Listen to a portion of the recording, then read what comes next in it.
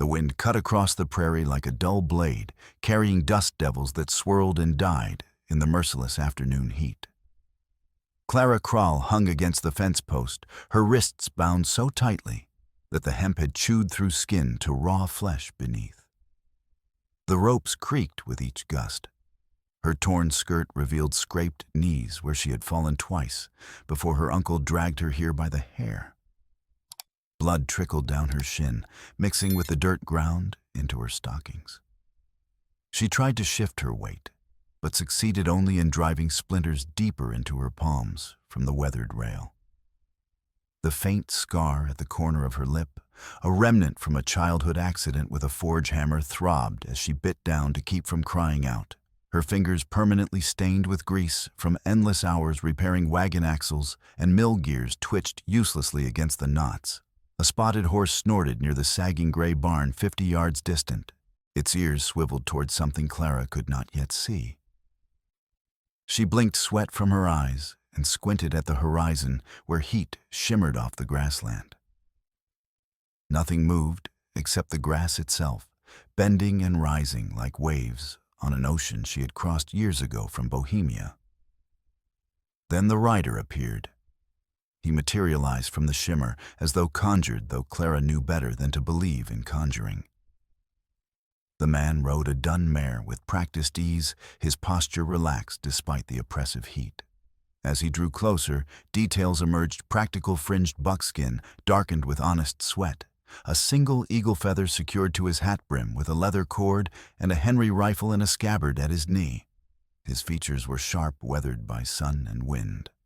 Lakota she recognized immediately from the beadwork pattern on his vest, the same work she had seen at the trading post. He dismounted in one fluid motion and approached.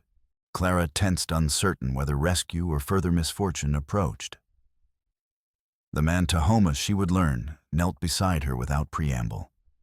His eyes, dark and assessing, swept over her injuries with the clinical precision of someone accustomed to violence and its aftermath. "Hold still," he said, his voice low and steady. The command contained no threat, only the quiet authority of competence. He pulled a tin canteen from his belt, uncapped it, and poured water over the deeper gash on her leg. The liquid was warm, but clean boiled that morning, as his custom dictated. He folded a square of clean linen torn from a shirt, judging by the frayed edge, and pressed it against the wound. Clara hissed through her teeth, but did not pull away. She studied his face while he worked, noting the concentration in his expression, the slight furrow between his brows. His hands moved with certainty, wrapping the makeshift bandage with efficient loops. "Your name?" he asked, pulling a knife from his belt to cut the ropes. "Clara Krall." The blade severed the hemp in 3 clean strokes. As the rope fell away, Clara's arms dropped heavily to her sides, muscles screaming from hours of suspension. Before she could collapse, Tahoma slipped an arm around her waist to bear her weight. Their eyes met for a prolonged moment, 2 people from vastly different worlds, each measuring the other for trustworthiness. His hand lingered on her arm, fingers pressing gently against her sleeve. Clara felt her breathing slow to match his, an unconscious synchronization born of shared danger. She could smell leather and horse and something herbal from the poultice ingredients in his saddlebag. A dust cloud rose on the eastern horizon. Tahoma's head snapped toward it, his jaw tightening. "Riders," he said, helping Clara to her feet. "Can you walk?" She tested her weight on the injured leg and nearly crumpled. "Not quickly." "Then we move now." He guided her toward the barn, his arm firm around her waist, taking most of her weight as they stumbled across the uneven ground. The dust cloud grew larger. 3 riders, perhaps 4, coming fast. They reached the barn as the first warning shot kicked up dirt 10 feet to their left. Tahoma shoved Clara through the door and slammed it shut behind them, barring it with a rusty plow blade wedged against the frame. Inside the barn, The temperature dropped 10 degrees in the shade, though the air hung thick with the smell of old hay and horse manure. Sunlight streamed through gaps in the planking, creating bars of gold across the dirt floor. Clara leaned heavily against a support post, breathing hard, while Tahoma moved to a crack in the wall to observe their pursuers. "Press this against the wound," he said, handing her a folded bandana without turning from his vigil. "Keep pressure constant." "Eat." Clara obeyed, noting the careful way he phrased the instruction, not as a suggestion, but as essential procedure. The concern in his tone ran deeper than mere courtesy. She pressed the cloth to her knee and felt warm blood soak through immediately. Through the crack, she could see them now. 3 men on horseback circling the fence post where she had hung. The largest was her uncle Anton Kral, a burly man in his 40s, with a face like weathered granite and hands that had broken her jaw once before the injury, leaving her with the scar she now bore. Beside him rode Wade Kerr, owner of the Kerr Ranch, 5 miles south, a man whose smile never reached his eyes. The third was Pike Duffy, a ranch hand known for solving problems with his fists first and questions never. "That one," Clara said, nodding toward Anton. "My uncle. He intended for the wolves to finish me." Tahoma glanced at her, his expression unreadable. "Why?" "I refused to falsify his ledgers."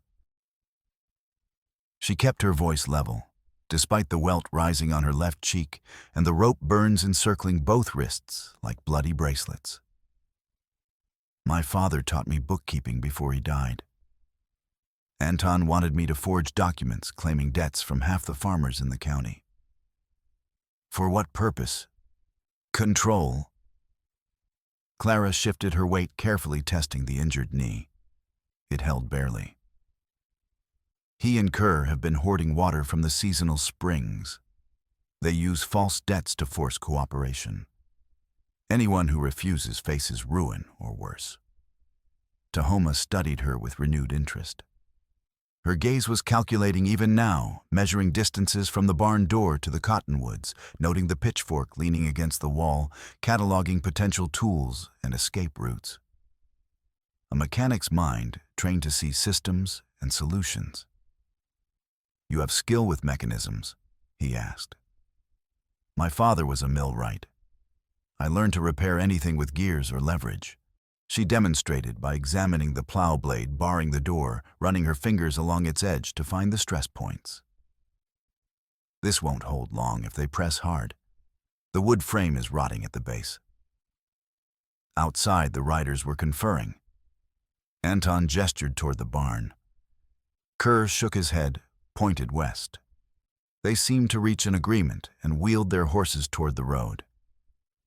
"They'll return at nightfall," Tahoma said. "They won't risk a confrontation in daylight where witnesses might see." "Witnesses?" Clara almost laughed, but the sound died in her throat. "The nearest farm is Novak's 3 miles north. He won't interfere. Anton holds debt papers on his seed stock. There are others." As if summoned by the words, a mule appeared on the western trail carrying a weary man in a dusty black coat. Dr. Eli Hart, the frontier surgeon, rode with the slumped posture of someone who had covered too many miles on too little sleep. He was in his 50s, with gray threading through his beard and deep lines carved beside his eyes. Hart dismounted near the barn, tying his mule to a post. "I saw the commotion from the ridge," he called. "Someone injured." Tahoma opened the door a crack. "Here. The woman needs stitches." The doctor entered, medical bag in hand, and knelt beside Clara without ceremony. He examined her knee with gentle efficiency, probing the edges of the gash with clean fingers. "This'll need 6 stitches, maybe 7. Hold still and don't watch if you're squeamish." Clara watched anyway, as Hart threaded a curved needle with horsehair, the finest he had. The stitches went in with practiced precision, each one drawing the torn flesh together in neat alignment. She gritted her teeth, but made no sound.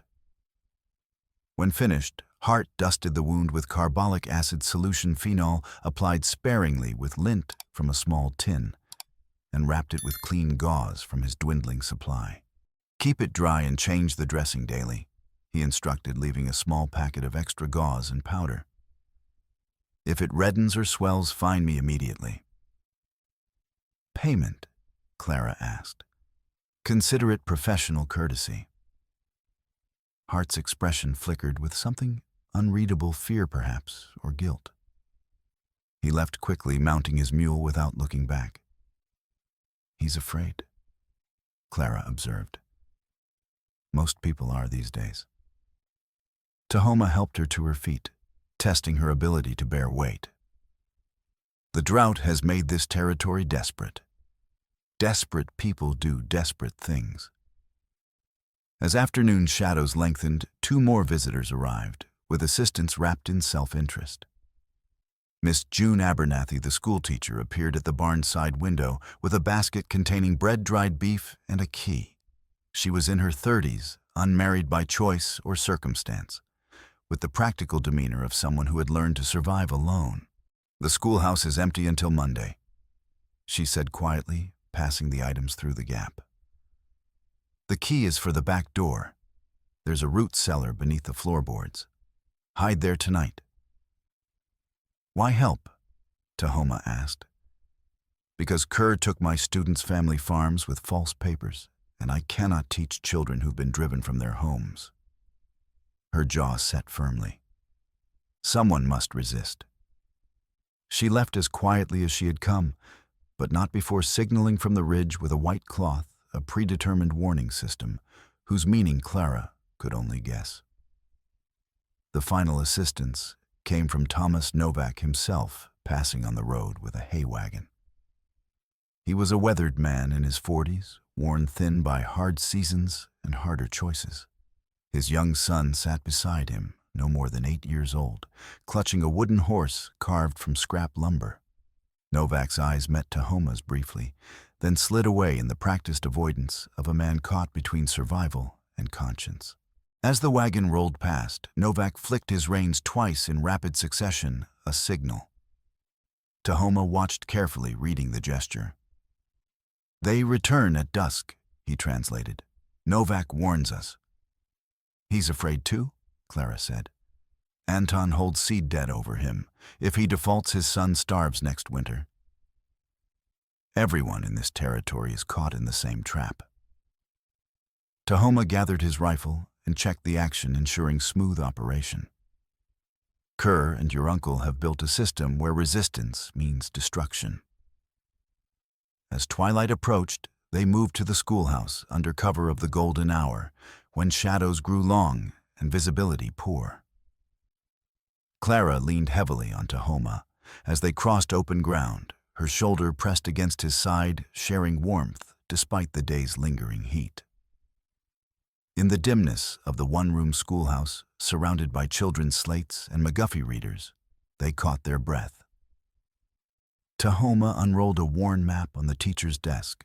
"I made these for settlers last spring. Water sources, game trails, safe crossings. Payment for surveying work." Clara studied the map with interest, noting the precise cartography. "You have skill with instruments." "My father learned from Army surveyors during the treaty negotiations. He taught me before he died at Fort Laramie." "Then we're both children of dead fathers," Clara said softly.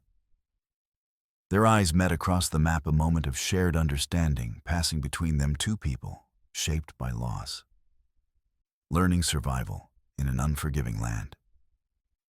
They discovered the ledger by accident. While Tahoma kept watch through the schoolhouse window, Clara searched for additional supplies in the storage cupboard. Behind a stack of primers, she found Anton's saddlebag, the one he had dropped at the fence post during the beating, apparently retrieved by someone, and stored here without inspection. Inside, beneath a spare shirt and ammunition boxes, lay a leather-bound journal. Clara carried it to the desk and opened it by lamplight. The pages were covered in cramped handwriting columns of numbers and abbreviated notes. At first glance, it resembled a standard ranch ledger: feed costs, equipment purchases, wage records. But the numbers felt wrong. She ran her finger down the entries, counting silently. "This makes no sense," she muttered. "These figures don't match standard accounting practices." Tahoma moved closer, studying the page over her shoulder. "What do you mean?" "The structure is inverted. Income entries where expenses should be quantities that don't align with seasonal patterns." She flipped through several pages, her mechanical mind recognizing the flaw in the system. "Wait. This resembles something." Understanding struck like lightning.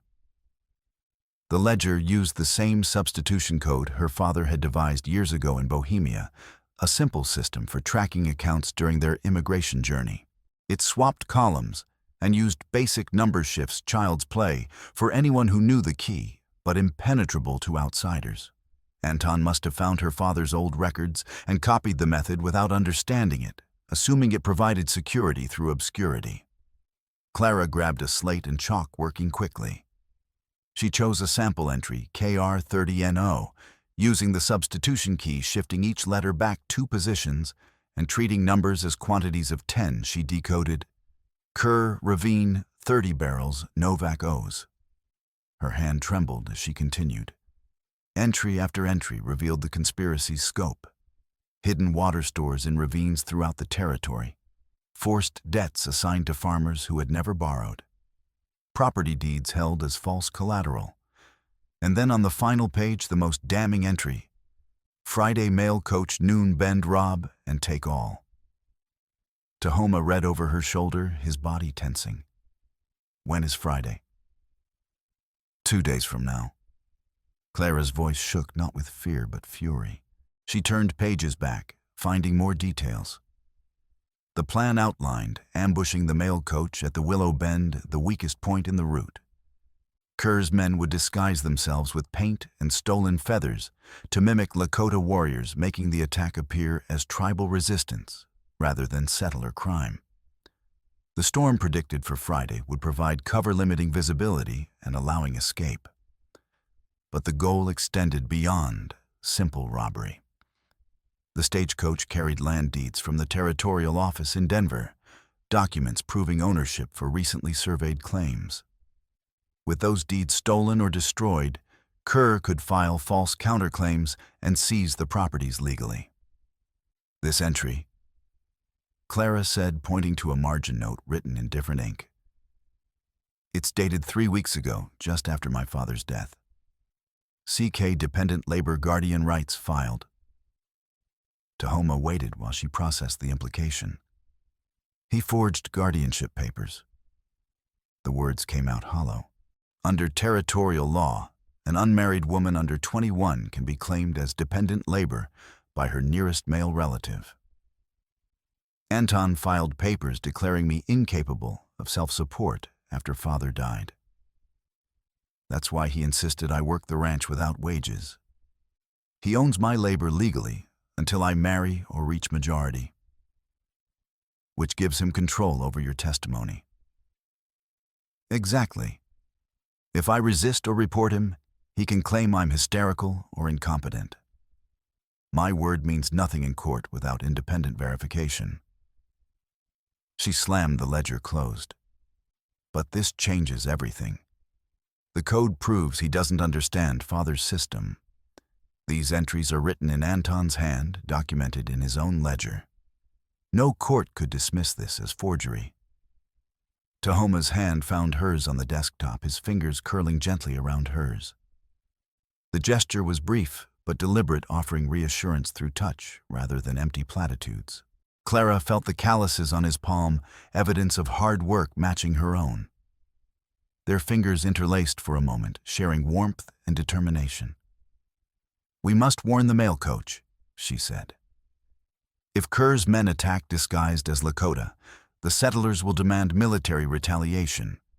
The army will burn the camps on the ridge, kill families who had nothing to do with this. And if we reveal the conspiracy, your uncle and Kerr will destroy the evidence and disappear into the territory. They have money and connections. We have a stolen ledger and no legal standing. Tahoma released her hand and moved to the window, scanning the darkening street. We need allies. People who benefit from exposing this conspiracy. Hard Abernathy and Novak, Clara said. They're all trapped in Kerr's web.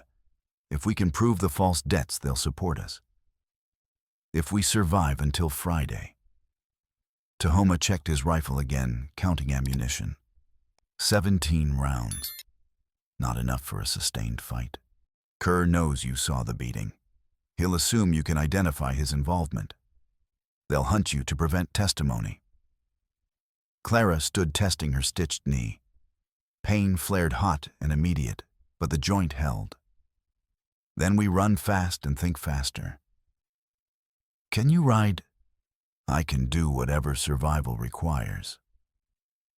Tahoma smiled slightly at that, the first smile Clara had seen from him, brief as summer lightning. Then we leave now, before they surround the schoolhouse. They slipped out the back door into the cool night, carrying the ledger wrapped in oilcloth. The prairie stretched vast and dark under a sliver moon, offering both exposure and escape. Behind them, lantern light moved through dusty fork streets as searchers began their hunt. Dr. Hart's map hastily sketched on the back of a prescription slip before he departed the barn, directed them to a riverside cave 3 miles northeast. The route followed a dry creek bed winding through grassland that offered scant cover but reasonable concealment in darkness. Tahoma led, moving with the unconscious confidence of someone who had walked this land since childhood. Clara followed each step, sending bright pain through her injured knee. They made good progress, initially covering the first mile while staying below the ridge line. But crossing open grassland exposed them to anyone watching from higher ground. Sure enough, lanterns appeared on the western trail, Kerr's patrols sweeping the likely escape routes. Down, Tahoma whispered, dropping flat. Clara followed his lead, pressing herself into the tall grass. The seed heads tickled her face as she held her breath, watching the lanterns bob closer. 2 riders, maybe 3, moving slowly to scan the terrain. Tahoma's hand found Clara's arm in the darkness, guiding her forward in a low crawl. They moved from fence post to fence post, using the man-made structures as navigation points. Her knee screamed with each dragging motion, leaving a thin trail of blood on the grass behind them. When her leg buckled, completely refusing to bear weight, Tahoma didn't hesitate. He rose to a crouch and pulled her onto his back arms, hooked under her thighs. Hold tight, he breathed. Clara wrapped her arms around his neck, feeling the strain in his shoulders as he carried her weight across the remaining distance to the next cover. His breathing stayed steady despite the burden, a rhythm she matched unconsciously. When they reached the fence, he set her down gently, his hands lingering a moment on her waist to ensure stability. I'm slowing you down, Clara said. You're keeping pace adequately. Tahoma studied the next stretch of open ground. Rest a moment while they pass. They waited in silence, shoulders touching, as they leaned against the weathered posts. Clara became acutely aware of his presence beside her. The warmth radiating from his body, the controlled breathing of someone accustomed to patient stillness, the slight tension in his frame, ready to explode into action if needed. When his hand brushed hers on the fence rail, neither pulled away. The lanterns moved south, following a false trail. Tahoma helped Clara to her feet.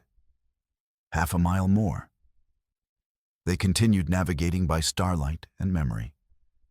Near an abandoned windmill, the year was 1872, one of the new water-pumping types, its blades frozen by rust and neglect. Clara froze. A rattlesnake lay coiled across their path, its patterned scales visible in the moonlight. The creature's head rose tongue, flickering to taste the air. Tahoma slowly pulled a forked stick from the fence line, approaching the snake with calm deliberation. Don't move, he told Clara unnecessarily. She had already gone statue still, her breathing shallow hands trembling slightly as she retied the bandage on her knee to occupy herself. The mechanical motion loop pull knot steadied her nerves. The snake struck at the forked stick fangs, catching wood. Tahoma gently pinned its head, then lifted the creature and carried it several yards away, releasing it into the grass. "They hunt at night," he explained, returning. "Best to relocate rather than kill." "Practical mercy," Clara observed. "Waste, nothing harm, only when necessary." Tahoma offered his hand to help her past the windmill. Their fingers gripped tighter than balance, required breaths mingling in the close darkness as they navigated around the rusted machinery. Thunder rumbled in the distance.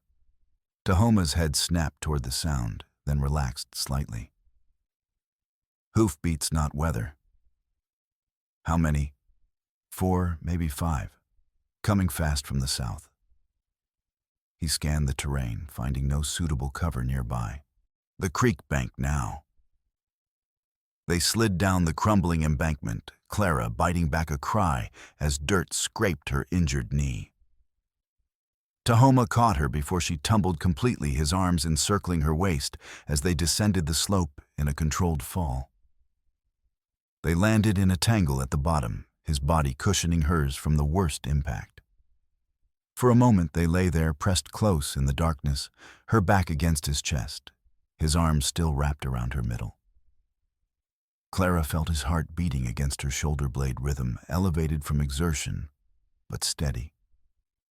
His breath stirred her hair. Neither spoke, but Clara noticed his hands didn't immediately release her, holding a moment longer than necessary, before helping her upright. The riders passed above, silhouetted against the stars. 5 men, just as Tahoma had estimated.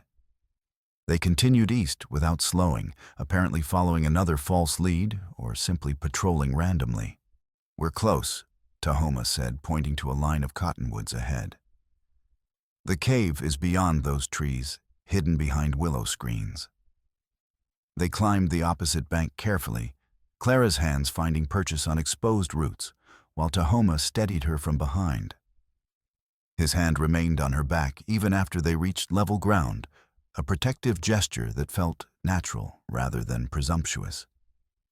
The riverside cave proved more spacious than expected, carved by ancient floods into the sandstone bank. The entrance was nearly invisible behind tangled willows, accessible only by knowing exactly where to look. Inside, the temperature dropped pleasantly, and the sound of flowing water echoed from deeper chambers. Tahoma gathered dry driftwood from the cave mouth and built a small fire, shielding it from outside view with arranged stones. The flickering light revealed Clara's exhausted face streaked with dirt and sweat, her torn dress revealing the bruises forming on her arms from Anton's beating. "Sleep," Tahoma said, spreading his bedroll near the fire. "I'll keep watch." "We should take turns. Your knee needs rest more than I need company." But he said it gently, without dismissiveness. Tomorrow we reach Dusty Fork before the patrols reorganize. Hart should be at his office. We show him the ledger, get his testimony, then warn Abernathy and Novak. Clara settled onto the bedroll, grateful for the softness after hours of hard ground. She studied Tahoma in the firelight as he worked, noting the economical movements, the quiet competence. "Why did you help me?" she asked suddenly. "You could have ridden past." Tahoma was silent for a moment, feeding another stick to the fire. "I've seen what happens when good people do nothing. Fort Laramie taught me that lesson." He glanced at her firelight, catching in his dark eyes. "And perhaps I recognized something in you. Someone who doesn't fit neatly into the world they're given." "Displaced," Clara murmured. "Yes, displaced." He returned his attention to the fire. "Sleep now. We'll need our strength tomorrow." But Clara didn't sleep immediately. "What was Fort Laramie like?" she asked quietly. Tahoma's jaw tightened. "A place where promises died. My father went there believing treaties meant something. He came back knowing they didn't. 6 months later, he was dead killed trying to defend land the treaty supposedly protected. He fell silent, then added, "Your father, how did he die?" "Consumption," they said. "A coughing sickness that took him in 3 days." Clara's voice hardened. But he was healthy until Anton brought him medicine for a cold. Then suddenly he couldn't breathe, couldn't stop convulsing. Hart signed the death certificate without questioning it. "You think your uncle killed him?" "I know he did. I just didn't have proof until tonight." Clara pulled Tahoma's coat tighter around her shoulders. "Anton needed Father gone to control the property. And me." Tahoma turned to look at her fully. "Then we make sure he answers for it. Both our fathers deserve that much." Their eyes held across the firelight, two people bound by loss and the determination that it not be meaningless. Eventually, Clara's exhaustion won, and she drifted into fitful sleep, waking once to find Tahoma's hand resting lightly on her arm, a silent reassurance in the darkness. Dawn broke gray, and threatening clouds massing on the western horizon like invading armies. Tahoma extinguished the fire and erased their tracks from the cave mouth using a cottonwood branch. Clara tested her knee, finding it stiff but functional. The stitches held, and Hart's carbolic acid solution phenol, applied sparingly with lint, had prevented infection. "We follow the river south, then cut west to town," Tahoma said, sharing jerky and hard biscuit from his saddlebag. "Stay low where the banks offer cover. Kerr's men will patrol the main roads." They moved quickly through the morning chill, Clara's limp gradually easing as her muscles warmed. The river ran low from the drought, exposing gravel bars and stranded logs. They used these natural bridges to avoid leaving tracks in the mud. An hour into their journey, they reached the ford where the main road crossed the river. The water ran shallow here, barely knee-deep, but the approach was completely exposed, 50 yards of open ground on each bank. Tahoma scouted from the willows, scanning for movement. "Clear for now," he said, "but we cross fast and low." They were halfway across the water, soaking Clara's skirt to the waist, when riders appeared on the opposite bank. 3 men, rifles drawn Kerr's ranch hands, judging by the brand visible on their horses. Recognition was instantaneous and mutual. "There," one shouted, raising his Winchester. Tahoma yanked Clara behind a fallen log, half submerged in the current bullets, shredding the water around them. Splinters exploded from the dead wood as rifle fire tore into their cover. Tahoma returned fire with calculated precision, not aiming to kill, but to suppress. His first shot passed close enough to one rider's head to make the man duck behind his horse. The second punctured a canteen, sending water spraying. "Breathe deep and align the sights," Tahoma instructed, calmly positioning his body between Clara and the shooters, even while reloading. His protective stance left his back exposed, but he never flinched. Clara had never fired a rifle in combat, but she understood mechanical principles. She took the pistol Tahoma offered, his backup revolver, a Colt Navy with a smooth action. Ignoring her racing heart, she sighted on the nearest rider's equipment, not his body. The shot punched through his saddlebag, scattering supplies and spooking his horse into rearing. "Good," Tahoma said. "Again if you must." But the riders were pulling back, apparently unwilling to waste ammunition on a prolonged fight without clear targets. They retreated to higher ground, maintaining observation, but ceasing fire. "They'll follow at distance," Tahoma said, helping Clara through the deepest part of the current. The water ran hip-deep here, achingly cold. When she stumbled on underwater rocks, he lifted her by the belt, his hand firm on her side, in an instinctive gesture of care, pulling her close as they waded through the current. Their wet bodies pressed together in the cold, sharing warmth by necessity. They reached the opposite bank and scrambled up the muddy slope, boots slipping on the treacherous surface. Behind them, the riders remounted and began a wide flanking maneuver. "Run," Tahoma said simply. They ran. The outskirts of Dusty Fork appeared after another mile of hard travel. The town looked more desperate in daylight than Clara remembered, weathered buildings leaning drunkenly on their foundations, paint peeling from sun exposure, windows broken and unrepaired. A dog skeleton lay bleached in the shade of the general store, undisturbed by scavengers because even the scavengers had moved on. Miss Abernathy stood outside the schoolhouse, ostensibly sweeping the steps. When she saw them, she quickly went inside and reappeared with a slate board writing in chalk. Hart fled. Novak scared. Friday still coming. Then she held up food wrapped in cloth and gestured urgently toward the back entrance. They slipped into the schoolhouse through the rear door. June locked it behind them, her hands shaking. Hart left town last night, packed everything and rode east. He's terrified of what Kerr will do if the conspiracy is exposed. Then we find different witnesses. Clara said, though her heart sank. Without Hart's medical testimony, proving Anton's murder became nearly impossible. "There's something else," June said, producing a folded paper from her apron. "I found this in Hart's office when I checked this morning. He left it on his desk, weighted down with a laudanum bottle." Clara unfolded the paper with trembling fingers. It was a handwritten confession. "To whom it concerns, I, Dr. Eli Hart, was paid $50 by Wade Kerr to falsify the death certificate of Joseph Krall. The man showed clear signs of arsenic poisoning, bloody vomitous convulsions of the distinctive odor. I recorded the cause as consumption because Kerr threatened to expose my laudanum dependency and ruin my practice. I am a coward and a criminal. This confession is the only honest thing I've done in months. God forgive me. E.H."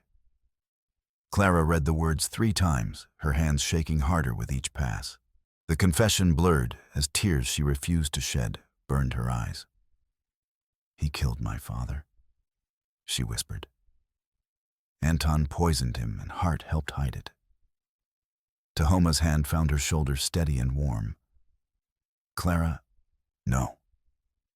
She shook her head violently, crumpling the paper in her fist before smoothing it out again with mechanical precision. "No, I need to. Her voice broke. The schoolroom seemed to tilt around her walls, closing in. She grabbed the edge of June's desk to steady herself, knuckles white. The rage came then, sudden and overwhelming.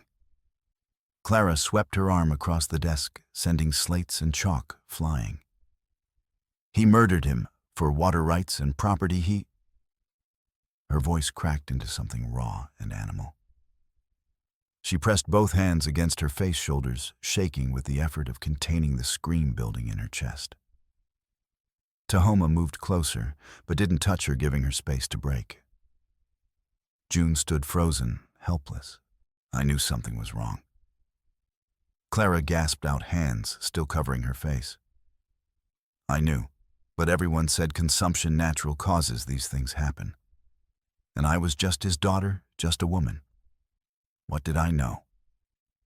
She dropped her hands, eyes blazing with unshed tears and fury. "I should have fought harder. Should have demanded an investigation. Should have." "You were grieving and powerless," Tahoma said quietly. "They made certain of that." Clara's breath came in short, sharp gasps.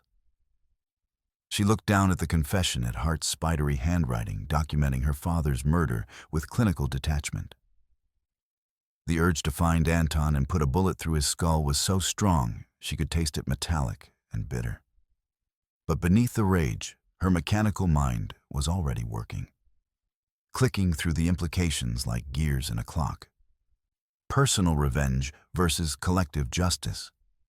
Individual satisfaction versus stopping the larger conspiracy. She closed her eyes, forced herself to breathe slowly, counting to 10 in check, the way her father had taught her when the forge burned too hot. "Clara," June ventured. Clara swallowed hard. "I'm deciding whether to hunt Anton down like the animal he is, or to use this confession to destroy the entire conspiracy and save 50 families from what happened to mine." Her voice steadied, hardened. "I'm deciding whether I'm my father's daughter or just another victim of this territory's cruelty."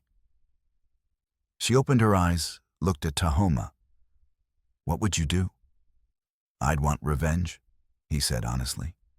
"But I'd choose justice. Because revenge ends with me. Justice might actually change something."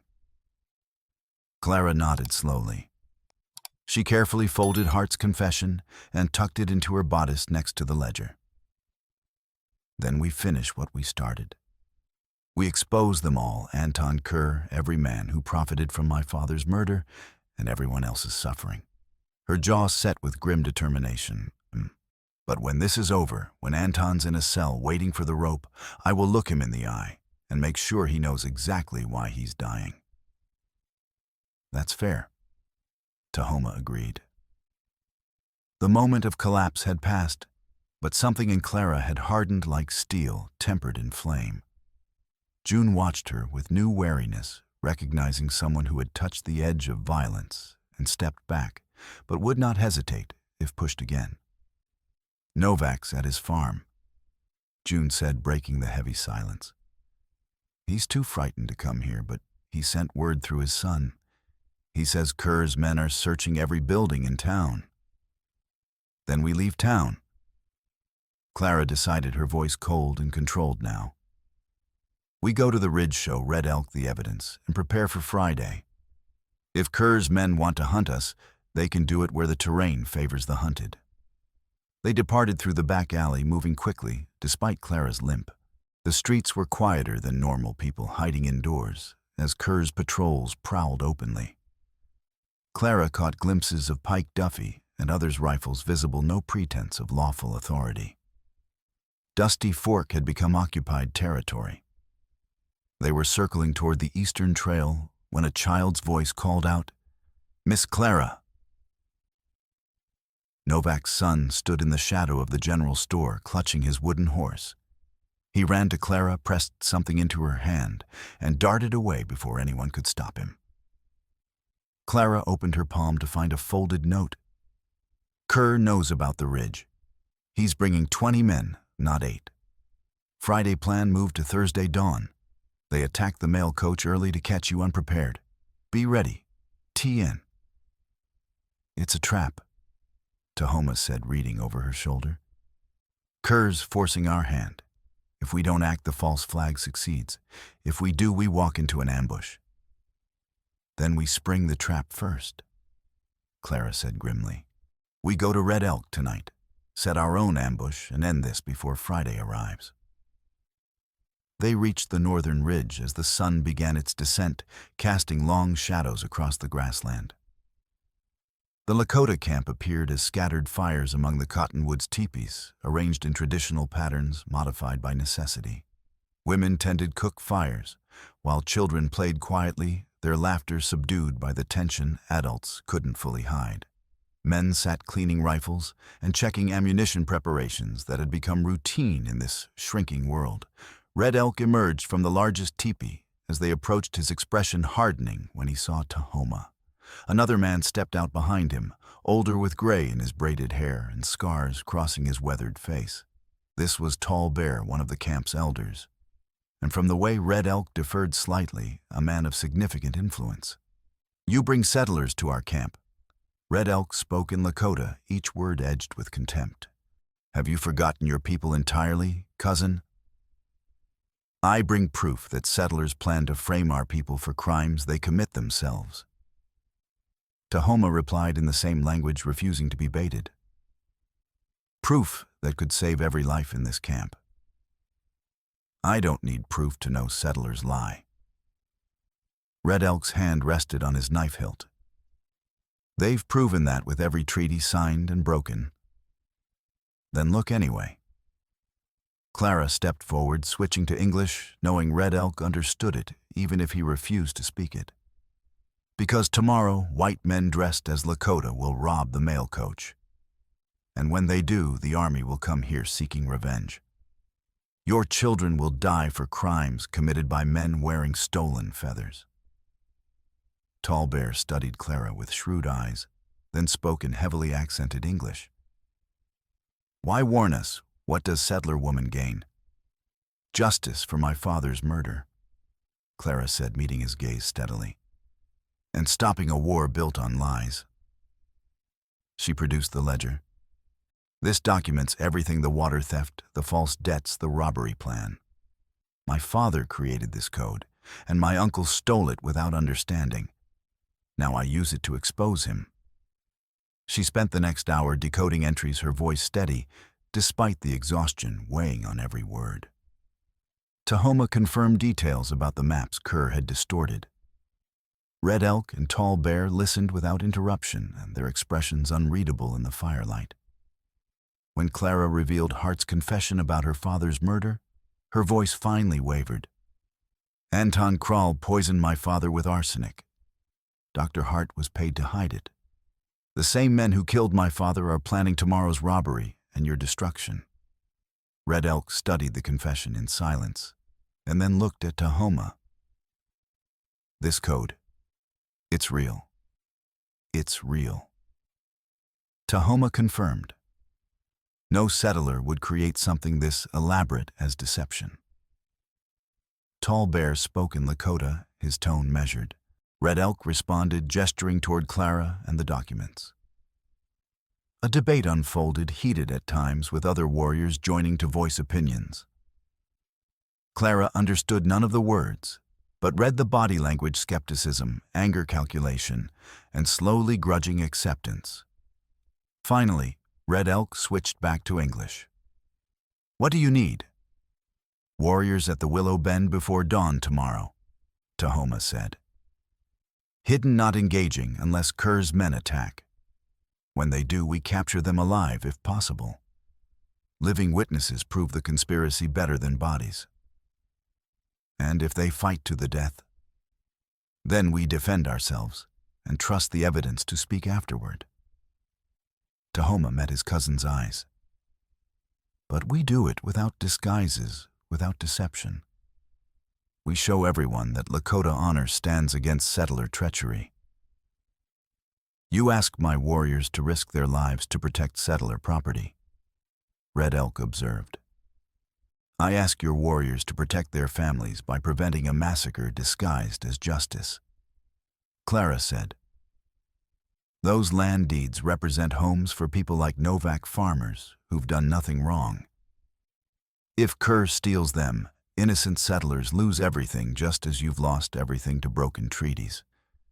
We can stop that cycle, or we can let it continue until everyone bleeds. Tall Bear spoke again in Lakota, his tone decisive. Red Elk listened and then nodded slowly.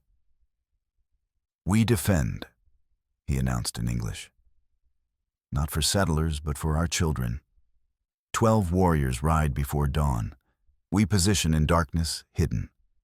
When Kerr's men attack the coach, we intervene. We capture, not kill, unless forced. And we do it with witnesses, settlers who can testify that Lakota protected rather than attacked. June Abernathy will witness, Clara said. And Thomas Novak, if he can find the courage. Then we have understanding. Red Elk clasped Tahoma's forearm. We ride together, cousin. Don't make me regret trusting you. I won't, Tahoma promised. They were given space near one of the fires to rest. Clara sat with her back against a cottonwood, the exhaustion of the past 2 days finally catching up. Tahoma settled beside her, close enough for their shoulders to touch. Your father, he said quietly. Tell me about him. Not his death. His life. Clara was silent for a moment, surprised by the question. He was a dreamer, she finally said. Always convinced the next town, the next territory would be the place where his inventions would matter. He designed water wheels that never got built, milling systems nobody wanted to buy. A faint smile touched her lips. But he could fix anything. Any machine, any mechanism. He taught me to see the world as systems that could be understood and repaired. He sounds like a good man. He was. Too good for this territory. Clara's smile faded. He believed in fairness and honest work, in trusting that others would do right. Anton saw that as weakness. Kerr saw it as opportunity. And you? What do you see? Clara looked at the fire, watching sparks rise into the night sky. I see a world that punishes goodness and rewards cruelty. So I've learned to be hard, to calculate odds instead of hope for best outcomes, to fix what's broken or scavenge what's useful from the wreckage. She glanced at him. Does that make me like them? No, Tahoma said with certainty. They break things for profit. You fix things for survival. That's different. Clara leaned her head against his shoulder, too tired to maintain distance. I'm frightened, she admitted quietly. Not of dying, of failing, of Anton walking free because I wasn't smart enough or strong enough to stop him. Tahoma's arm came around her shoulders, pulling her closer. You've already stopped him. The evidence exists. The conspiracy is exposed. Even if we fail tomorrow, Hart's confession and the decoded ledger will eventually reach the right people. Justice might be delayed, but Anton's already finished. He just doesn't know it yet. That should be enough, Clara murmured. But I want to watch him hang. Then we survive tomorrow, Tahoma said simply. And you get what you want. They fell asleep like that, Clara's head on his shoulder, his arm around her, two people bound together by shared purpose, and something deeper neither had words for yet. Dawn came wrapped in dust. The forecasted storm arrived early, turning the sky ochre and reducing visibility to shifting amber shapes in the pre-dawn darkness. The wind howled like wounded animals, driving sand that stung exposed skin and worked into every crevice. Clara woke, coughing, eyes streaming, her throat raw. Around her, the camp was organized chaos. Women secured supplies, while men checked weapons with grim efficiency. Red Elk moved among his warriors, speaking quietly, assigning positions. Tahoma was already uploading his rifle and checking his ammunition supply. The storm's early, Red Elk said, approaching them. Kerr will move up his timeline further. If Novak's intelligence is correct and they planned for dawn, they're already in position. The coach left Denver at first light yesterday. Clara said, her voice rough from dust. Even in this storm, it should reach the bend by mid-morning, 3, maybe 4 hours from now. Then we ride now. Red Elk handed Clara a strip of cloth. Tie this over your face. The dust will choke you otherwise. Clara accepted the makeshift mask, wrapping it around her nose and mouth.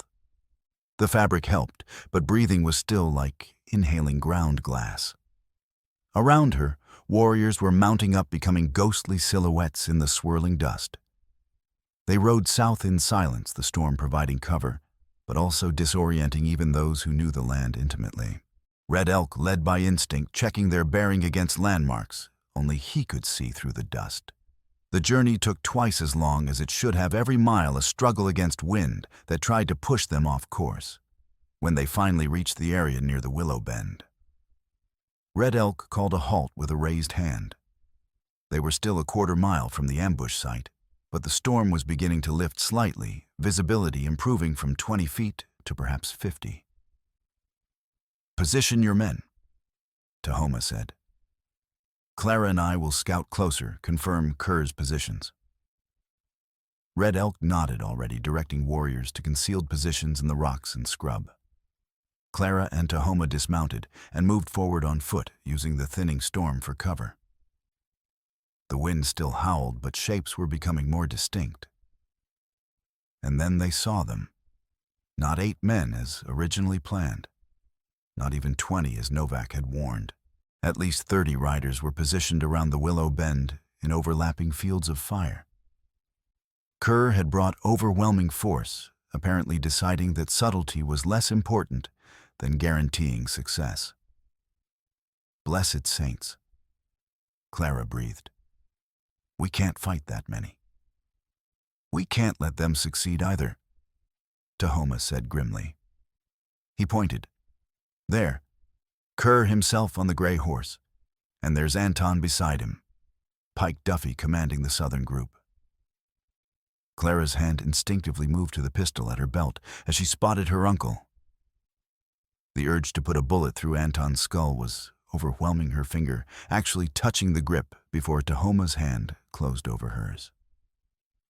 Not yet, he said quietly. Not like this. Why not? Clara's voice was harsh. One shot. End it now.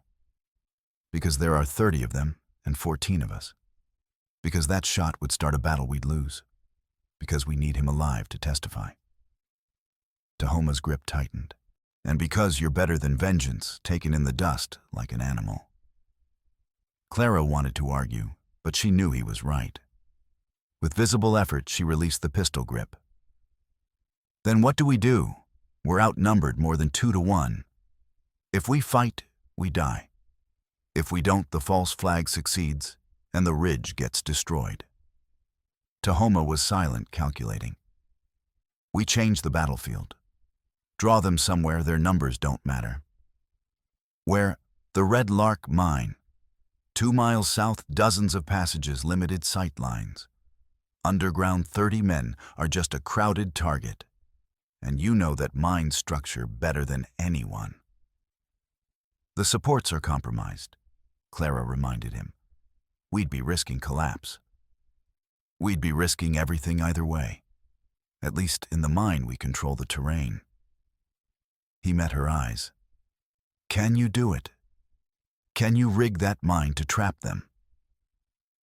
Clara thought of her father, murdered for profit. Thought of the families on the ridge facing destruction for crimes they didn't commit.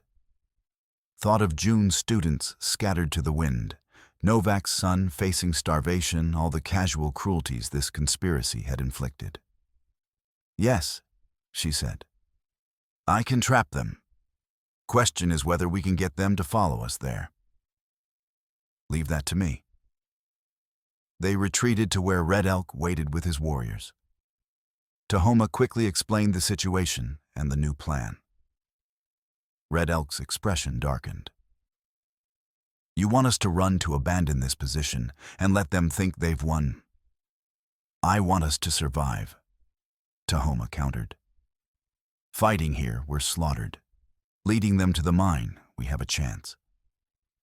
And the mail coach will arrive to find Kerr's men gone following false prey. We send one warrior to warn the driver, turn the coach back to Denver under guard. Meanwhile, we trap Kerr's force underground and hold them until federal authorities arrive. Red Elk turned to Tall Bear, who had insisted on coming despite his age. The elder spoke in Lakota, his tone measured. Red Elk listened, then nodded reluctantly. We run, he decided. But if this fails, cousin, your death will not be quick. If this fails, I'll already be dead, Tahoma replied. They began their retreat as the dust storm lifted further, deliberately, making enough noise to attract attention. It worked. Shouts rose from Kerr's positions as scouts spotted them. Within minutes, riders were mounting up, organizing pursuit. Go! Red Elk shouted. To the mine. They rode hard through the thinning storm, the world transforming from amber to gray to dirty white as dust settled. Behind them, Kerr's force gave chase, their numbers working against them as 30 horses churned the ground into chaos. They're gaining, Clara shouted over the wind, clinging to Tahoma's waist. Let them see us, Tahoma called back. We need them confident, not cautious. They reached the Red Lark mine, with Kerr's men perhaps 300 yards behind. The riders dismounted in organized chaos, warriors grabbing weapons and supplies. Red Elk directed his men while Tahoma helped Clara down. Her knee nearly buckled. The ride had reopened the wound, blood seeping through the bandage. "Can you walk?" Tahoma asked urgently. "Can I survive if I don't?" Clara countered, forcing herself upright. "Inside. Everyone inside now." They plunged into the mine's darkness as gunfire erupted behind them, bullets sparking off stone and timber. Tahoma lit a lantern with shaking hands, the flickering light revealing the passage Clara had examined 2 days before. The reinforcements she'd made still held, but the structure groaned ominously under the vibration of running feet. "This is our position," Clara announced, leading them to the central chamber. 3 entrances, main north and east. We collapse the north and east, leaving only the main passage open. They'll be forced to approach single file through a kill zone. "How do we collapse them without burying ourselves?" A warrior demanded, one of Red Elk's men, young and frightened. "We don't collapse them completely. Just enough to block passage while leaving the chamber stable." Clara moved to the north tunnel, running her hands over the support structure. Her mechanical mind was already calculating stress points, load distribution, cascading failures. These 2 beams remove them, and the ceiling drops 6 feet. Impassable, but not catastrophic. "You're gambling with all our lives," another warrior protested. "I'm calculating based on structural analysis." Clara corrected, her voice sharp with stress and exhaustion. "This is what I do. Trust it or die out there with bullets in your back." Red Elk studied her for a moment, then nodded. "Do it. 3 warriors to each tunnel. Follow her instructions exactly." The collapse of the north tunnel was controlled chaos. Warriors used rifle butts and pickaxes to weaken specific supports, while Clara directed pointing out stress lines and load-bearing points. When the critical beam finally gave way, the roar was deafening, stone and timber crashing down in an avalanche that seemed to go on forever. Dust exploded through the chamber in a blinding, choking cloud. Warriors coughed and gasped, some dropping to their knees. Clara felt the floor shudder beneath her feet, heard ominous creaking from overhead. For a terrible moment, she thought she'd miscalculated that the entire chamber would come down and bury them all. But the creaking stopped. The dust began to settle. And when they could finally see again, the north passage was completely blocked by a wall of rubble. The east tunnel. Clara gasped out, her lungs burning. Quickly, before Kerr's men reached the entrance. The second collapse went faster, warriors working with desperate efficiency. This time, Clara had them attach ropes to the critical beam so they could pull it free from a safe distance. When it fell, the effect was even more spectacular, a cascade of rock and timber that sent another dust cloud rolling through the chamber. And then suddenly, there was silence, except for coughing and the distant echo of dripping water. They had created a defensive funnel, reducing Kerr's numerical advantage to nothing. Now his men would have to come through one narrow passage where numbers meant nothing. "Positions," Red Elk ordered quietly. Warriors moved behind natural stone formations that provided cover rifles ready. Clara and Tahoma took position on either side of the main entrance, watching the dust-shrouded passage for movement. Kerr's voice echoed from outside, amplified by the mine's acoustics. "You're trapped. All of you come out now with your hands up, and I promise quick deaths. Stay in there and I'll bury you alive." "You'll bury yourself trying." "Aru," Clara shouted back. "This mine's unstable. Heavy gunfire or explosives will bring the whole mountain down on everyone."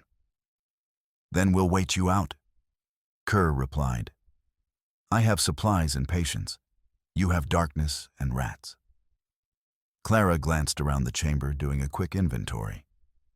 13 warriors, several carrying minor injuries. Tahoma, herself. Limited ammunition. No food except what was in saddlebags, which wasn't much. Water from underground seepage, cloudy and probably contaminated. Kerr was right time favored him, unless they changed the rules again.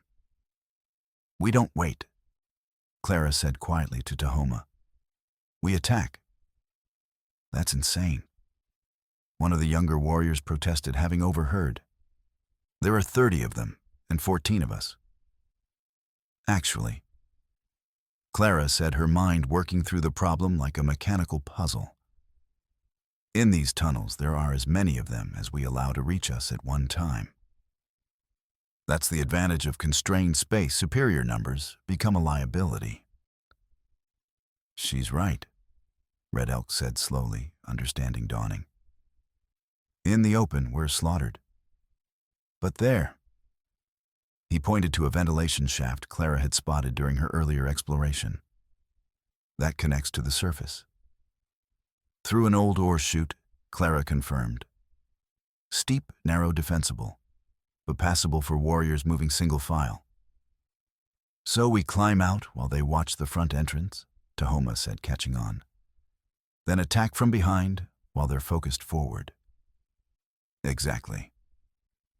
Clara moved to the ventilation shaft, examining it more closely in the lamplight. The opening was barely 2 feet wide, ascending at a steep angle into darkness. It's going to be a difficult climb. And if Kerr has men watching the surface opening, then those men die quickly and quietly. Red Elk finished. He turned to his warriors. 8 of you with me. We climb in darkness, emerge in surprise. Tahoma, you lead 3 more in a frontal assault when we signal. The rest guard this position in case it's a feint." "And me?" Clara asked. "You stay here where it's safe," Red Elk said. "Nothing about this is safe," Clara retorted. "And I stay with Tahoma." When Red Elk started to protest, she cut him off. "I know these tunnels. I know which passages are stable and which aren't. If your assault fails and we need to retreat deeper, I'm the only one who can navigate without bringing the whole mine down. You need me alive and mobile." Red Elk clearly didn't like it, but he nodded curtly. "Fine. But you stay behind cover. No heroics." The climb up the ventilation shaft was nightmarish. Clara watched warriors disappear into the darkness, one by one, heard the scrape of boots on stone, the occasional muffled curse as someone's grip slipped. The shaft was barely wide enough for a man to squeeze through, and the climb was nearly vertical in places. Minutes stretched into eternity. Clara pressed her back against the chamber wall, pistol in hand, watching the main entrance for any sign of Kerr's men. Beside her, Tahoma waited with the same focused intensity rifle ready. "If this goes wrong," Clara began quietly. "It won't," Tahoma interrupted. "But if it does, then we die having tried." He glanced at her, his expression softening slightly. "But I'd rather survive and see you face down your uncle in court." "That would be satisfying," Clara admitted. Then softer, "Thank you for all of this. You didn't have to." "Yes, I did," Tahoma said simply. "From the moment I cut those ropes, we were bound together. I don't abandon people." Before Clara could respond, a bird call echoed faintly from above Red Elk's signal. They were in position. "Now," Tahoma said to the 3 warriors with him. "Fast and loud. Make them think we're desperate." They burst from the chamber into the main passage, firing as they advanced. The gunfire was deafening in the confined space, muzzle flashes, creating strobing light in the darkness. Kerr's men returned fire from the entrance bullets, ricocheting off stone walls with deadly whines. And then Red Elk's warriors dropped onto Kerr's rear positions like avenging spirits appearing from the dusty air as if conjured. The attack was brutal, and efficient rifle butts to skulls, knives, flashing the close-quarters violence of people who'd learned to fight or die. Caught between two forces, Kerr's men broke. Some fled toward their horses. Others dropped weapons and raised hands. A few fought with desperate fury, dying in the dust they'd come to conquer. But Kerr himself wasn't among the panicked or dead. He'd positioned his core group, Anton Pike Duffy, and 4 hired guns at a defensive distance, apparently anticipating exactly this kind of reversal. As his forward elements crumbled, Kerr made the cold calculation of a survivor. "Fall back to the river," he shouted. "Defensive positions at the ford." Anton hesitated, staring at the mine entrance, where Clara had appeared, her face streaked with dust and blood pistol in hand. For a moment their eyes met across the distance, niece and uncle, victim and murderer. Anton's face contorted with rage and something like fear. "You should have stayed tied to that post," he snarled, raising his rifle. 3 things happened simultaneously. Tahoma's rifle barked, Anton's shoulder exploded in a spray of blood, and Pike Duffy fired wildly in Clara's direction. The bullet missed, but stone chips from the impact caught Clara's cheek, drawing blood. Anton fell screaming. Kerr grabbed his collar and dragged him toward the horses, providing covering fire, while his remaining men retreated in good order. Within seconds, they were mounted and riding hard for the river ford. "Pursuit," Red Elk commanded, but Clara was already limping forward, driven by fury that overrode pain and exhaustion. "End this now," she growled, catching Tahoma's arm. "We finish it at the river." They mounted up, the entire group, now warriors, Tahoma and Clara, leaving 2 men to guard the captured prisoners at the mine. The chase was brief, but intense, Kerr's retreating force visible ahead as dust clouds from their horses. They reached the river ford to find Kerr's remaining men, 8 in total now, including the wounded Anton, had taken defensive positions among the rocks on the far bank. The water ran shallow and clear, no longer drought-starved, thanks to the recent storm. But crossing meant exposure silhouettes against water, perfect targets. "They're dug in," Tahoma observed, studying the situation from cover. "We'll take casualties if we charge directly." "Then we don't charge." Clara said, her mind working through options. "There's a willow grove 50 yards downstream. Dense enough to hide approach, shallow enough to wade through quietly. You know this river well." Red Elk noted a hint of respect in his voice. "My father mapped every water source in this territory before he died. I remember." Clara's voice was cold, her eyes fixed on Anton's position. "I remember everything." Red Elk divided his force 5 warriors through the willow grove for flanking approach to Tahoma, leading 3 in a frontal feint to fix Kerr's attention, and Clara with 2 warriors and Red Elk as reserve and, critically, as witnesses. The feint began with deliberate shots from Tahoma's position, drawing return fire. As hoped, Kerr's men focused entirely on the obvious threat. But then, a warrior in the willow grove stepped on submerged driftwood, losing his balance with a splash that was small but unmistakable. Kerr's head snapped toward the sound. Flankers south position. The ambush became a firefight. Bullets tore through the willows, forcing the flanking warriors to ground. 2 men were hit, one seriously clutching his side as blood darkened his shirt. The element of surprise was gone. "They're pinned," Red Elk said grimly. "If we don't break this now, we'll all die here." Clara saw it with terrible clarity. The tactical failure, the trapped warriors, the situation spiraling toward massacre. And she saw the solution purchased with extreme risk, but the only option remaining. She stood ignoring Red Elk's protest and walked into the open. "Parley," she shouted, raising her hands. "Hold your fire." The shooting stopped, shocked silence, replacing the roar of gunfire. Clara walked forward, her injured knee sending stabbing pain with each step, but her expression was calm, controlled. Behind her, She heard Tahoma's anguished curse, knew he was probably aiming his rifle at Kerr to cover her, but she didn't look back. She walked until she stood in the middle of the ford water, swirling around her calves, equidistant from both forces. Her heart hammered so hard she felt it might burst through her ribs.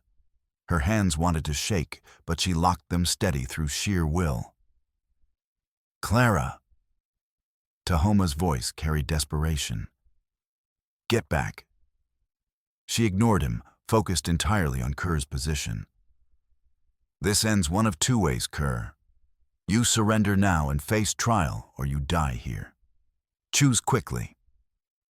Kerr emerged from cover, rifle lowered, but ready. His face was flushed with rage and calculation. "You're bluffing.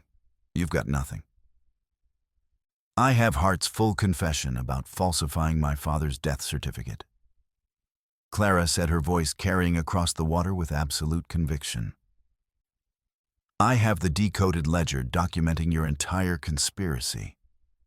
I have a dozen Lakota witnesses who can testify that you tried to frame them for federal crimes. And..." She paused, letting the moment stretch. "I have copies of everything already delivered to the federal marshal in Denver. He's already en route with troops." That last part was a complete lie, but Clara delivered it with the mechanical certainty of someone reading technical specifications. Just facts, cold and immutable. Uncertainty flickered across Kerr's face. "You're lying.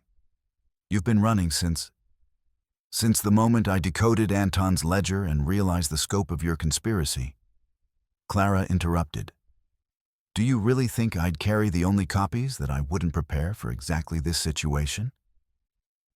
She smiled, a cold expression that held no humor. "I'm an engineer, Kerr. I plan for structural failure. I build in redundancies. And you're the catastrophic failure I've been preparing to contain." Anton staggered to his feet, clutching his wounded shoulder, face twisted with pain and rage. "She's bluffing, Wade. Kill her now and..."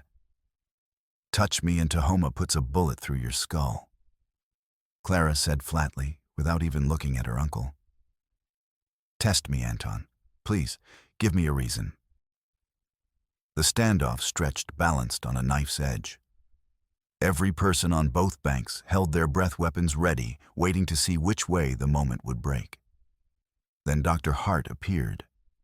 He rode up on his mule from the Eastern Trail, looking haggard but determined. He dismounted and walked directly to Clara's position, standing beside her in the water. "I'm Dr. Eli Hart," he announced, his voice shaking but clear. "I witnessed Anton Kral poison Joseph Kral with arsenic disguised as medicine. I falsified the death certificate at Wade Kerr's payment. I can provide testimony documentation and evidence to federal authorities. Everything Miss Kral says is true. The conspiracy is real, it's documented, and it will be prosecuted." Thomas Novak appeared next, his son beside him, both carrying rifles. They moved to join Clara and Hart, a growing line of witnesses in the ford. "I'm Thomas Novak." He called out, his voice stronger than Clara had ever heard it. "Kerr held false debt papers on my farm to control me. I'll testify to that, to the water hoarding, to the extortion of every farmer in this territory. We're done being afraid of you." One of Kerr's own men, a ranch hand named Jessup, lowered his rifle and stepped forward. "I signed up for ranch work, not murder and federal crimes," he said loudly. "I'm out. Anyone who wants to see their families again should be too." Another man dropped his weapon, then another. The courage was contagious, spreading through Kerr's remaining force like wildfire through dry grass. Within seconds, only Kerr, Anton Pike Duffy, and two die-hard loyalists still held weapons. "Cowards!" Kerr screamed. "I'll pay triple." "Save your money for lawyers," Hart interrupted. "You'll need it more than we need your blood money." But Anton was beyond reason. With an incoherent bellow of rage, he raised his rifle with his good arm, aiming at Clara's chest. Time seemed to slow, each heartbeat stretching into eternity. Clara saw his finger tightening on the trigger, saw the barrel swinging toward her center mass, and she knew with absolute certainty that she couldn't move fast enough to avoid the shot. Tahoma fired. The bullet took Anton in the chest, punching through ribs and lung. Anton's rifle discharged skyward, the shot going wild. He staggered, looked down at the spreading red stain, with an expression of profound disbelief, as if only now understanding that consequences existed. He fell to his knees in the shallow water, tried to say something, coughed up blood instead. Then his eyes found Clara's across the distance. "Should have killed you with your father." He rasped out each word a struggle. "You failed." Clara said, her voice cold as winter iron. "At everything. You're dying in a river like an animal, and I'll watch your conspiracy burn to ashes." Anton tried to respond, but death came first. He pitched forward into the water, face down the current, beginning to tug at his body. Kerr made one final desperate move. He pulled a concealed pistol from his vest and aimed at Clara's unprotected back. But Red Elk had circled during the parley, positioning himself among the rocks. His rifle spoke once. Kerr jerked the pistol, falling from nerveless fingers. He clutched his chest, blood welling between his fingers, and looked at Red Elk with something like understanding. "Clever bastard." He managed, then collapsed across the rocks, his body sliding partway into the water. The remaining loyalists dropped their weapons immediately, hands raised in surrender. "It's over," Hart said quietly. Clara's legs finally gave out. She sat down hard in the forward cold water, soaking her completely, adrenaline crash hitting like a physical blow. Tahoma was there instantly, pulling her upright, his arms wrapped around her as she shook with reaction. "You gambled everything," he said, voice rough with emotions he couldn't quite name. "One wrong word but I chose the right words." Clara interrupted, her voice muffled against his chest. "We won." They stood together in the bloodied water, while Red Elk's warriors secured prisoners, and Hart moved to check Anton's body, confirming what everyone already knew. The sun had broken through the storm clouds, illuminating a scene of carnage that somehow also felt like victory. Clara finally pushed back from Tahoma, wiping her eyes with a shaking hand. She limped to where Anton's body lay face down in the shallows, the water around him running pink. She stood over her uncle, studying the body with clinical detachment. "I should feel something," she said softly. "Satisfaction, closure, something. But I just feel empty." "That's how justice feels sometimes," Tahoma said, standing beside her. "Not triumphant, just necessary. He murdered my father for property and water rights." Clara continued, her voice distant. "Turned me into chattel, tried to have me killed, destroyed dozens of families. And now he's just meat in a river. It seems insufficient." "His death is insufficient," Tahoma agreed. "But what we've accomplished isn't. We've stopped the conspiracy, saved the ridge, exposed the corruption. That's not nothing." Clara nodded slowly. She turned away from Anton's body, refusing to give it any more of her time. "Take me somewhere dry," she told Tahoma. "I'm cold." They made camp on the riverbank, while Red Elk sent warriors to retrieve the prisoners from the mine and secure the ones who'd surrendered at the ford. The captured men were bound and placed under heavy guard. Though most looked more relieved than angry men who'd followed orders into disaster and now saw survival as victory enough. Hart moved among the wounded with practiced efficiency, tending injuries on both sides without discrimination. The warrior who'd taken a bullet to the side would survive, though he'd need real surgery once they reached civilization. Others had lesser injuries, cuts, bruises, a broken finger from a rifle stock, the casual violence of close-quarters combat. Clara sat wrapped in a blanket someone had provided, watching the sun complete its climb toward noon. Friday. The mail coach would arrive at the Willow Bend within the hour, finding no ambush, no robbery, no false flag operation to justify military action. Just an empty road and scattered evidence of a failed conspiracy. "We should send someone to intercept the coach," she said to Red Elk. "Warn the driver what almost happened." Red Elk nodded, dispatching 2 warriors. "They'll turn it back to Denver with evidence and prisoners. The marshal should arrive within days. And until then, we maintain order," Red Elk said. "Between your people and mine, we can guard these prisoners and this evidence. Let the federal authorities sort out who hangs and who doesn't." It was a generous offer, and everyone knew it. Red Elk had every legal and moral right to simply kill the conspirators and be done with it. Instead, he chose law over vengeance, process over frontier justice. "Thank you," Clara said quietly. Red Elk studied her for a moment. "Your father would be proud. Not of the violence, nobody should be proud of that. But of the principle. You fought for justice, not revenge. That takes strength." "I wanted revenge," Clara admitted. "I still want it. But I chose differently." "That's the strength," Red Elk replied. June Abernathy arrived mid-afternoon, riding hard from town, having heard rumors of the confrontation. She brought food, medical supplies, and news the town was celebrating. Kerr's control had broken completely with his death.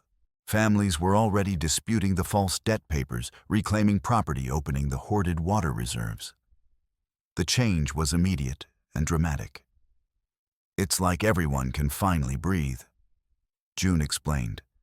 "The fear is just gone, replaced by anger at what was done to us, but also relief that it's over." "Not quite over," Hart said. "There'll be trials, testimony, years of legal proceedings to sort out the conspiracy's full scope."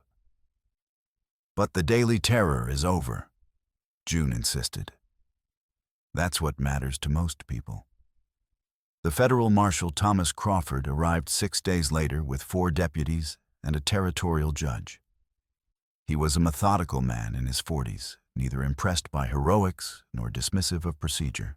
He spent 3 days interviewing witnesses, examining evidence, and documenting everything with exhaustive detail.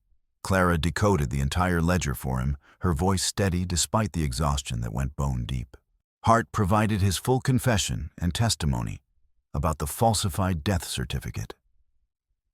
Novak testified about the debt manipulation. Red Elk and his warriors testified about the planned false flag operation. "This is the most thoroughly documented frontier conspiracy I've ever encountered," Crawford admitted to Clara after the 2nd day of testimony. "Your father's code, Hart's confession, physical evidence of the plan disguises multiple witness accounts. It's almost too perfect." "Almost." Clara's voice was sharp. "Almost," Crawford confirmed with a slight smile. "But the evidence all corroborates. Kerr's own men are turning on each other to reduce sentences. Anton's death is tragic, would have been better to have him testify. But Hart's confession establishes the murder clearly. You've built a case that any prosecutor would be grateful to receive."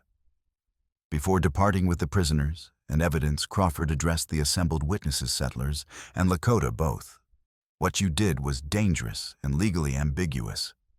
Vigilante justice, even in service of legitimate self-defense, sits uncomfortably with federal law. You're fortunate the evidence is so comprehensive, or you'd all be facing charges." "But we're not," June asked nervously. "No. The territorial judge has reviewed everything. Your actions qualify as legitimate defense of life and property in the absence of available legal authority. The conspiracy posed immediate threat. No authorities were positioned to intervene, and you used minimum necessary force." He paused. "You did good work. Dangerous, messy work. But good. This territory is better for it. He turned specifically to Red Elk. The army will hear about Lakota warriors preventing a false flag operation designed to trigger massacres. That matters. I can't promise it changes policy, but it changes perception. You've bought your people time and goodwill. We didn't do it for goodwill, Red Elk replied. We did it to protect our children from paying for crimes we didn't commit. Best reason there is, Crawford said, extending his hand. Red Elk shook it, a simple gesture that carried weight beyond its appearance. As the marshal's group departed with prisoners in tow, Clara felt the tension she'd carried for weeks finally release. Anton was dead. Kerr was dead. The conspiracy was exposed. Hart had confessed. Justice, imperfect but real, was moving forward. She found Tahoma at the river that evening, skipping stones across water that had finally cleared of blood. She limped to his side, settling onto a sun-warmed rock with a grateful sigh. Hart's heading to Denver with Crawford, Tahoma said without preamble. To testify before the territorial court.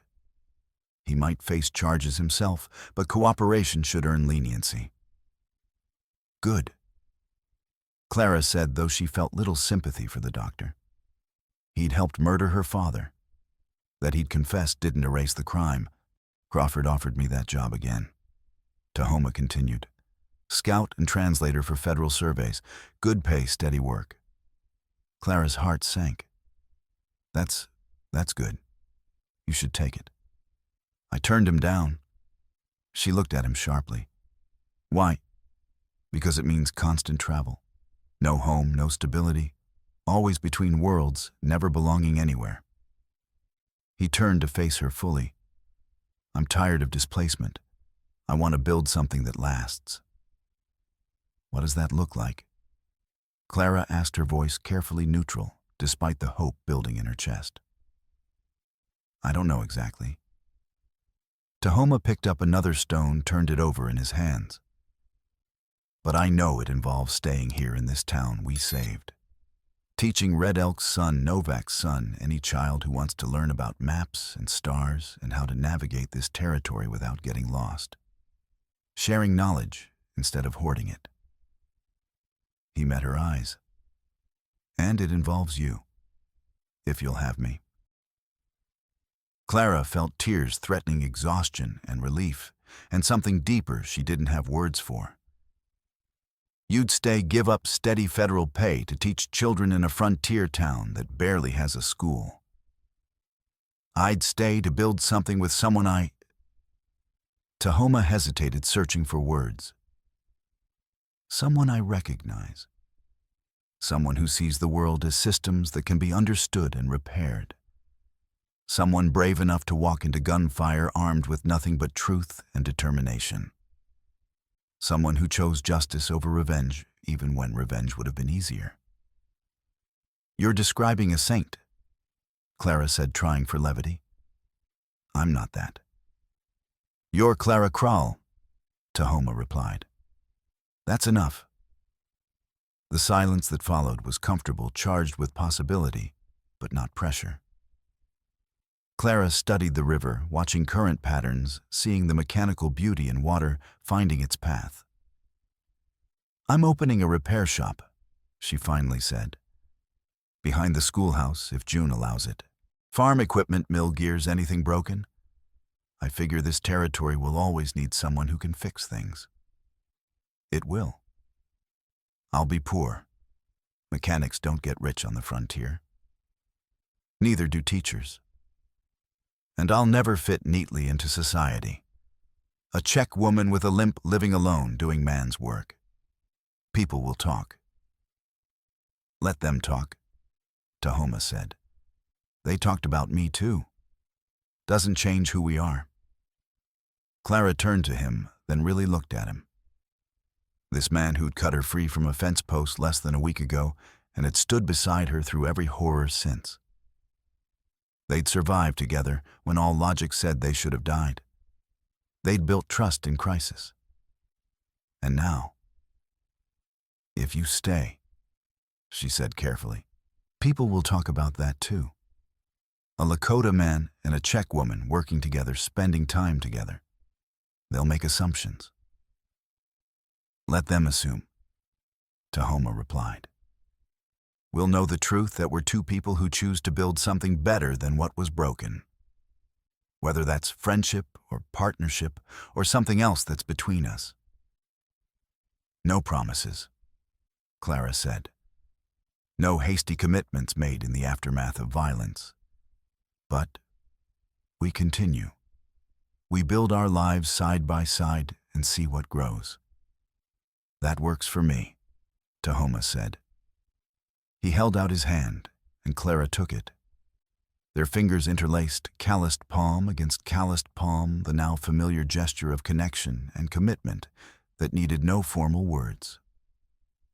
They sat together as evening deepened, watching stars emerge one by one. Behind them, the camp was breaking down, people preparing for journeys home.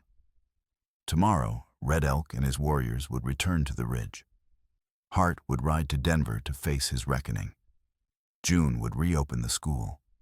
Novak would plant crops watered by streams, no longer hoarded. The territory would continue its messy process of building civilization from violence and compromise. And Clara and Tahoma would remain two displaced people who'd found something like home in each other. 6 months passed, with the quiet, steady rhythm of rebuilding. Clara's repair shop behind the schoolhouse became the territory's unofficial gathering place. Farmers brought broken plows and worn-out gears. The mill owner brought problems with his water wheel that Clara solved in an afternoon. Even Red Elk's people occasionally appeared with requests, a rifle with a jammed action, a wagon wheel that wouldn't turn true. She was good at it, everyone agreed. Better than good. She had her father's gift for seeing how things should work and making them work that way. The limp from her injured knee never healed completely, and she walked with a cane on bad days, but her hands remained steady and her mind sharp. Tahoma divided his time between helping June at the school and teaching survival skills to anyone interested. He showed children, both settler and Lakota, how to read stars, track game, find water, survive if they got lost. Red Elk's son and Novak's son often sat side by side at these lessons, an integration that would have been unthinkable a year earlier. June expanded the school to accommodate the growing enrollment, adding a second room and hiring Tahoma officially as assistant teacher. The Territorial Education Board initially protested a Lakota man teaching settler children, but June threatened to close the school entirely if they interfered. They backed down.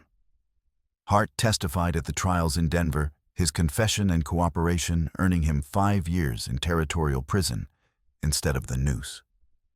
Anton's estate was divided among his victims. Kerr's ranch was sold, the proceeds used to compensate families harmed by the conspiracy. Pike Duffy received 10 years. The other conspirators received varying sentences based on their involvement and cooperation. It was messy, complicated justice, the kind that satisfied no one completely, but represented progress nonetheless. Clara attended none of the trials. She sent written testimony when required, but refused to return to Denver. I said everything I needed to say at the river, she told June. The rest is legal procedure. They don't need me watching. What she didn't say was that she'd had enough of violence and its aftermath. She wanted to build, not dwell on destruction. The breakthrough came on an autumn afternoon when Clara was dismantling a broken plow in her shop. Something about the dirt beneath where the plow had rested caught her attention. Different color, different texture. Following instinct, she dug carefully, the mechanic's habit of investigating anomalies. 3 feet down, wrapped in oilcloth, she found her father's journal. He'd buried it deliberately, she realized, probably in the days before his death when he'd sensed danger, preserving his work for whoever was clever enough to search. Inside the journal, detailed sketches and geological notes documented an underground spring, massive, substantial, capable of irrigating the entire region. The location directly beneath the fence post where Tahoma had found her tied. Her father had been preparing to file claim under the Homestead Act, establishing public water rights before private interests could seize control. Anton had discovered the information when he'd stolen the journal, but apparently had been too stupid or too cautious to act on it.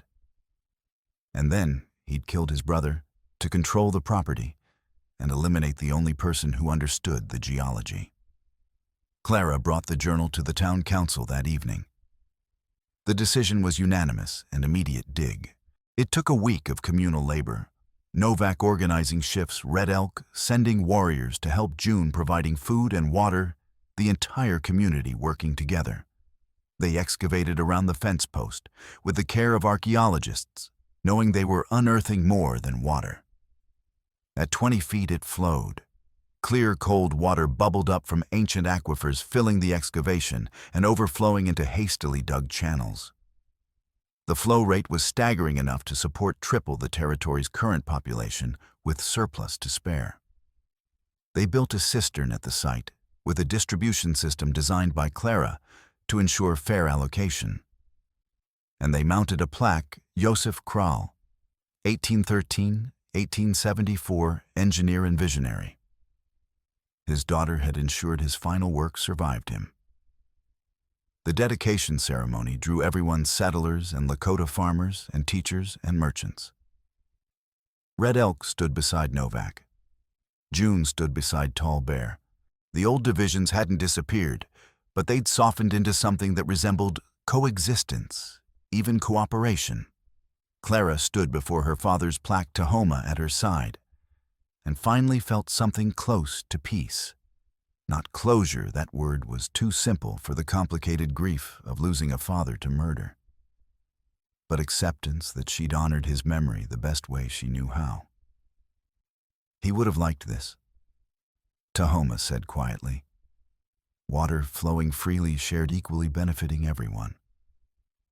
He would have designed a better distribution system, Clara replied, but she smiled as she said it. He always thought my engineering was too practical, not elegant enough. Practical is what this territory needs. They stood together as the ceremony continued, speeches and thanks and the ordinary miracle of community celebrating shared survival. When it ended and people dispersed to their daily business, Clara and Tahoma remained. I need to tell you something, Tahoma said after a long silence. Crawford came by yesterday, offered me that federal job again, last chance before they give it to someone else. Clara's heart sank, though she kept her expression neutral. What did you tell him? That I'm exactly where I belong. Tahoma turned to face her fully. Teaching Novak's son to read stars, helping June expand the school, making maps with Red Elk's son so the next generation doesn't repeat our mistakes. He paused. Being here, with you. Because we're building something, Clara asked carefully. Because we're building something together, Tahoma corrected. And because somewhere between cutting you free from a fence post and standing in a bloodied river, I stopped seeing you as someone I was helping and started seeing you as someone I couldn't imagine being without. Clara felt her breath catch. That's quite a declaration from a man who doesn't make promises lightly. It's not a promise, Tahoma said. It's an observation, a fact like water flowing downhill or stars guiding navigation. You're part of my map now, the fixed point everything else orients around. That's still quite romantic for a practical man, Clara said, but her voice had gone soft. Maybe I learned it from a practical woman. He took her hand, the gesture as natural now as breathing. We said no hasty commitments, no promises made in crisis. It's been 6 months. We've survived peace together. If that's not testing a foundation, I don't know what is. Clara studied their joined hands, calloused palm against calloused palm, and the evidence of shared work written in scars and strength. So, what are you saying? I'm saying I'm staying. Not because of obligation or duty or temporary alliance. Because you're where I want to be. Whatever we call this, partnership, courtship, friendship, that's become something more, I'm choosing it. I'm choosing you. For as long as you'll have me. Clara felt tears threaten and didn't fight them. We'll still face challenges. People who object to a Lakota man and a Czech woman building a life together. Legal complications, if we ever want to formalize anything. The daily struggle of surviving on a frontier that doesn't care about our feelings. All true, Tahoma agreed. But we've survived worse. We've rebuilt justice from violence and community from ashes. Building a life together seems simple by comparison. Clara laughed, actual laughter surprised out of her by the sheer audacity of calling their situation simple. You have a talent for understatement. I learned from the best, Tahoma replied. And then he did something he'd never done before he pulled her close and kissed her. It was brief chaste by any standard, but it carried the weight of 6 months' worth of unspoken feelings of trust built through crisis of two people who'd learned to see each other clearly in the worst circumstances and chosen to stay anyway. When they pulled apart, Clara was smiling. Well, that's new. Too much? Tahoma asked. No, Clara said. Exactly right. Practical, honest, and about 6 months overdue. They turned back to the cistern, watching water flow through channels that would carry it to dozens of farms, hundreds of people, the shared resource her father had dreamed of creating. The sun was setting, painting the prairie in gold and amber, and somewhere in the gathering twilight, children were laughing. Novak's son, Red Elk's son, June students of the next generation, growing up in a territory slowly learning that cooperation beat conflict. What happens now? Clara asked, echoing the question from months before. Now we live, Tahoma said. We work, we build, we teach. We honor those we've lost by creating something they'd recognize as worthy. And between us we continue. We build our life together day by day, no formal promises needed, just the choice to stay made new each morning. He squeezed her hand gently. And we see what grows. Clara leaned her head against his shoulder, comfortable with the intimacy, no longer fighting the connection that had been forged in fire and tempered in survival. That works for me. They stood together as stars emerged.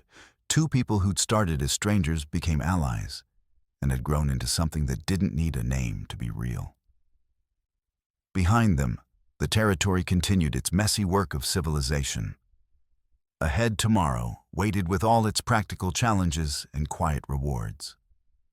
But tonight they had each other, and water flowing freely where it had been hoarded, and the memory of fathers who tried to build something better.